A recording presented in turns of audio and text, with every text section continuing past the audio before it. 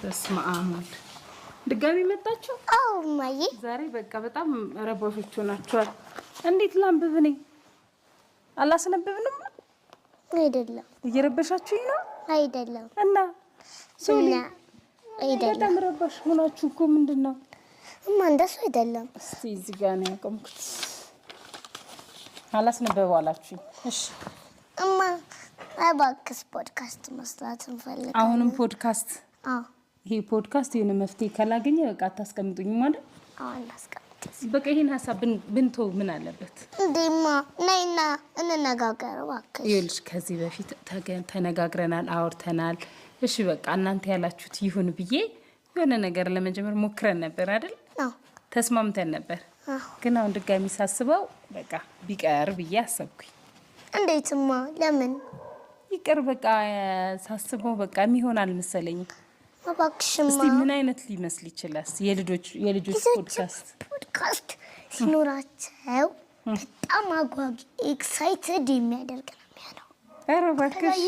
አዎ ምናምን ይወራል። ከዛ እነሱ ሰዎችም እየመጡ ከኛ ጋር አጋጣሚያቸውን ያወራሉ። ከዛ ሰዎችን እንጋብዛቸዋለን።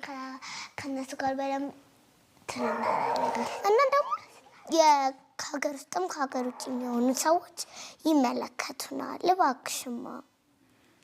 እኔ እንግዲህ የሆነ የታያችሁ ነገር አለ መሰለኝ በዚህ ፖድካስት ዙሪያ። እንደዛ ነው ሶልዬ? አዎ እንደዛ ነው። የታይሽ ነገር አለ?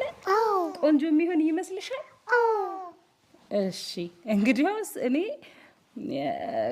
የምትወጡት ከመሰላችሁ እስቲ ድጋሚ ላስብበት። አረማ እንዴ! ኧረ ሴሞኒው እንዴት ሶልዬ? እንዴ ማሴሞን ነው እንዴት?